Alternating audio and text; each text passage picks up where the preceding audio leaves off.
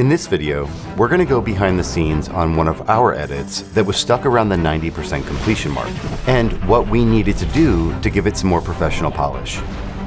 We've got a weak music edit in the intro, this awkward transition moment after it, and this whole section at the end, which didn't feel like a big enough climax.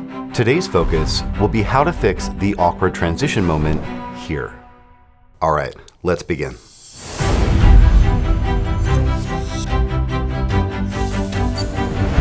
Hey, my name's Chris, lead trainer at Film Editing Pro.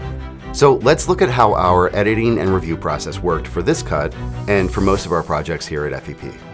Here I am working on a teaser edit for one of our editing courses. We used a combination of Frame.io and Slack messages to pass the cut around and get team feedback for the first 4 versions.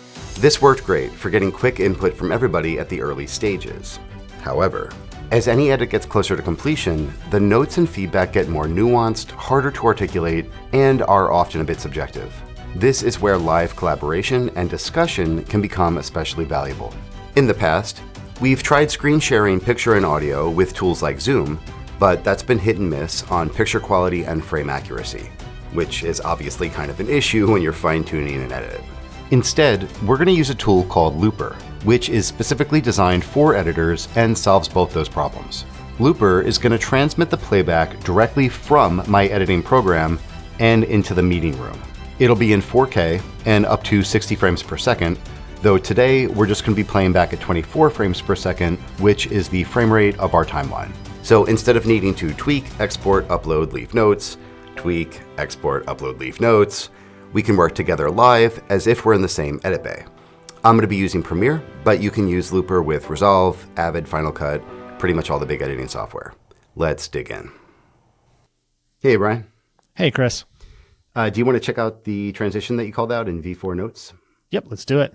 All right, I'll play into it. This course is going to teach you how to make the type of stuff most useful on your own projects or those you get. To teach you how to make the type of stuff most useful on your own projects or those you get. Okay, so the issue I think here is that because the text flies in, when it flies out, you don't have any animation that goes with it. You just kind of cut in the middle of the fly out animation, so it kind of feels clunky and abrupt. Yeah, agreed. It's cut from another finished edit, and I don't have the source graphic. I think we can probably fix it, so let's try a few things. Great.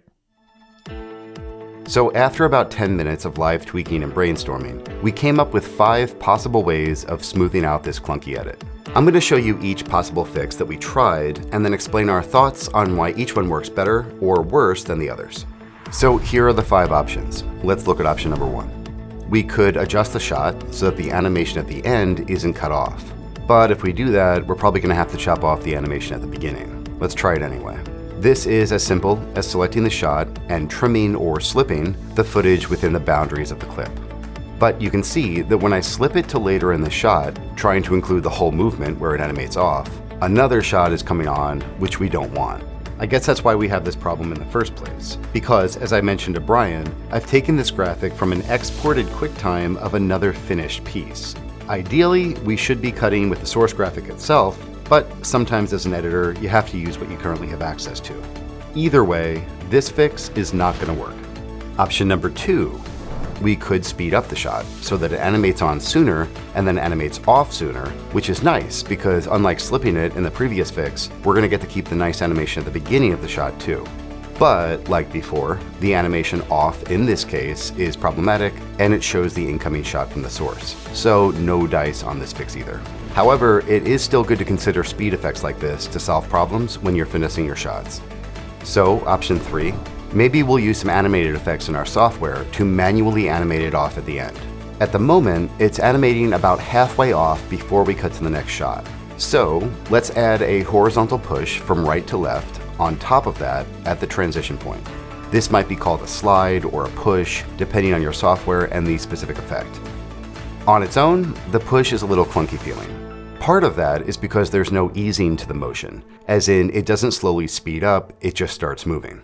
So let's see if we can add a bit of directional or motion blur to this. There are a lot of ways to do this, but I'm just going to add an adjustment layer over the duration of the push, keyframe this blur so that it starts at 0 length, and then ends up looking pretty streaky by the end.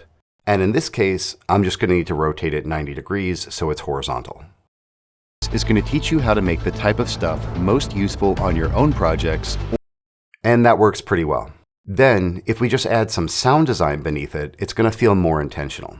I'll pull up the Alibi Music extension here in Premiere, which allows us to search their whole music library and then download and import right into our project. I'll search for a whoosh.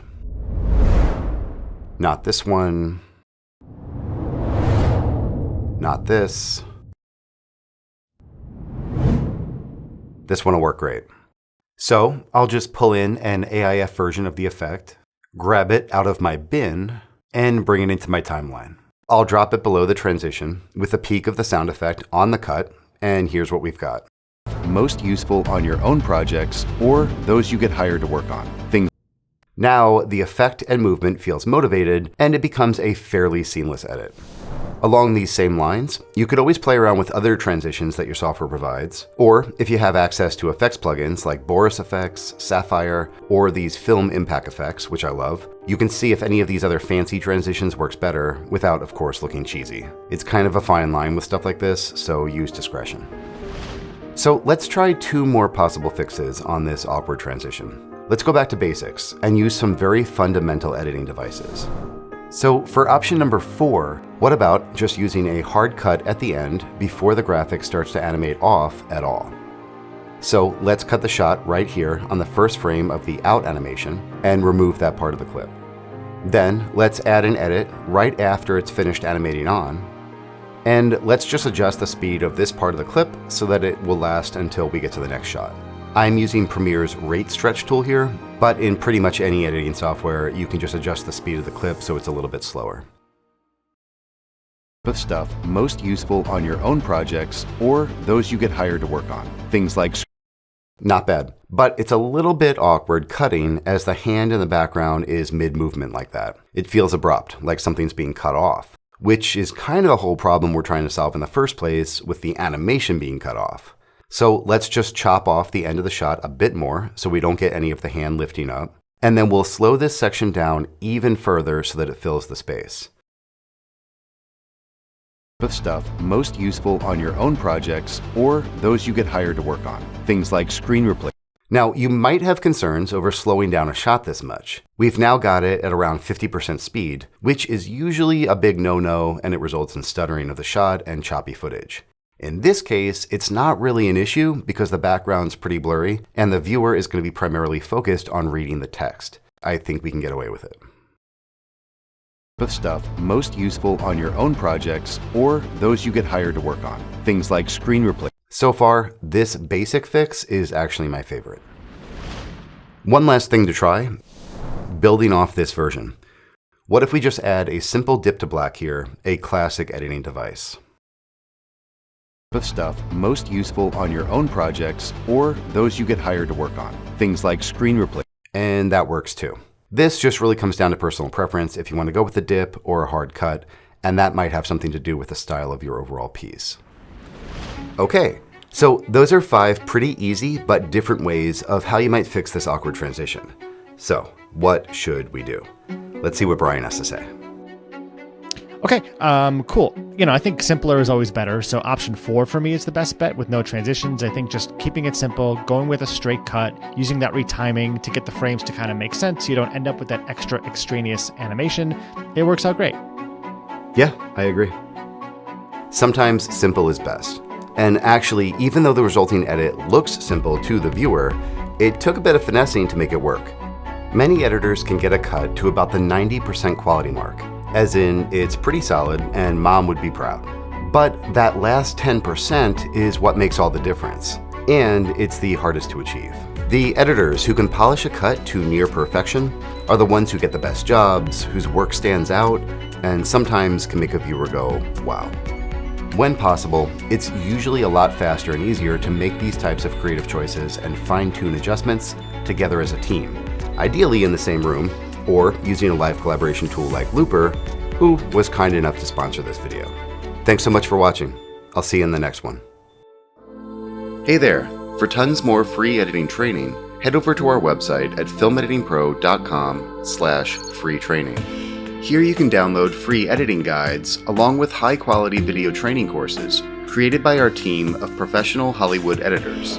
Our tutorials cover a wide range of editing topics, like cutting awesome movie trailers, editing action scenes, how to work with music and sound design, and a lot more. All of these free guides and videos are available at filmeditingpro.com/free training. I'll see you next time.